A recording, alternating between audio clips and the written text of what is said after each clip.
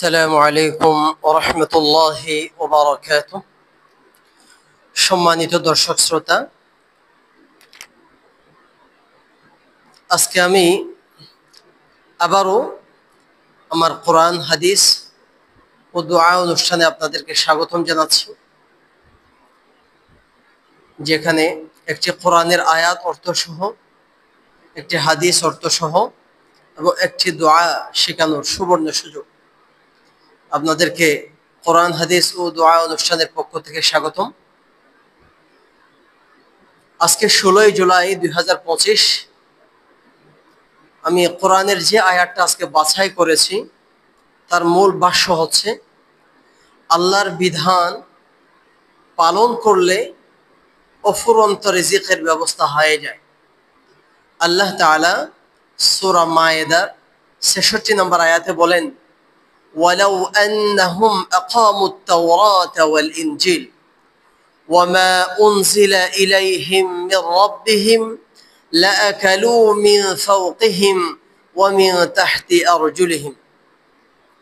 অর্থাৎ তাওরাত, ইনজিল এবং অন্যান্য যেসব কিতাব তাদের প্রতি নাজিল করা হয়েছিল, তারা যদি তা যথাযথভাবে অনুসরণ করে চলত, তবে তাদের প্রতি আকাশ থেকে রিজিক বর্ষিত হতো এবং জমিন হতে খাদ্যদ্রব্য ফুটে বের হতো।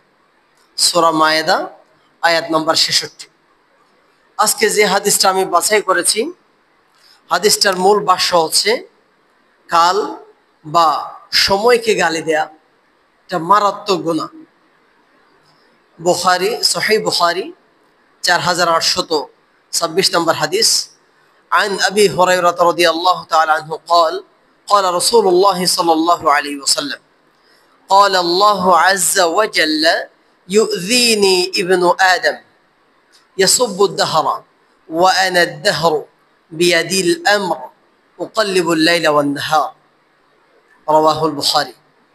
অর্থাৎ হযরত আবু হুরায়রা রাদিয়াল্লাহু তাআলা আনহু থেকে বর্ণিত, তিনি বলেন, রাসূল করিম সাল্লাল্লাহু আলাইহি ওয়াসাল্লাম ইরশাদ করেছেন, আল্লাহ তাআলা বলেন, আদম সন্তানেরা আমাকে কষ্ট দেয়, তারা জামানা বা সময়কে গালি দেয়, অথচ আমিই তো জামানা, আমি জামানা বা সময় কাল সৃষ্টি করেছি, আমার হাতেই সকল ক্ষমতা, রাত ও দিন আমি পরিবর্তন করি, সুতরাং সময় বা কালকে গালি দেয়া যাবে না।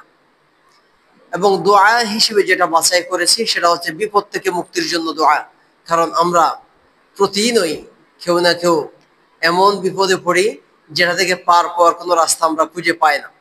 সেই বিপদ থেকে মুক্ত হতে চাইলে তাহলে এই দোয়াটা পাঠ করতে হবে, লা ইলাহা ইল্লা আনতা সুবহানাকা ইন্নী কুনতু মিনাজ জালিমিন, যেটাকে আমরা দোয়া ইউনুস হিসেবেও চিনে থাকি, যার অর্থ হচ্ছে, হে আল্লাহ, আপনি ছাড়া কোনো ইলাহ নেই, কোনো উপাস্য নেই, আপনি নির্দোষ, মহাপবিত্র, নিশ্চয়ই আমি জালিমদের অন্তর্ভুক্ত হয়ে গেছি।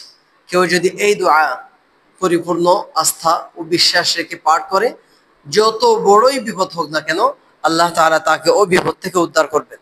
যেভাবে হযরত ইউনুস আলাইহিস সালাতু ওয়াস সালামকে উদ্ধার করেছিলেন, হযরত ইব্রাহিম আলাইহিস সালাতু ওয়াস সালামকে আগুন থেকে উদ্ধার করেছিলেন, এভাবে আপনাকে আমাকে সকলকে আল্লাহ তাআলা উদ্ধার করবেন। এভাবে প্রতিদিন নিত্য নতুন ভিডিও পেতে চাইলে লাইক, কমেন্ট, সাবস্ক্রাইব এবং শেয়ার করে পাশে থাকবেন। আসসালামু আলাইকুম ওয়া রাহমাতুল্লাহি ওয়া বারাকাতুহু।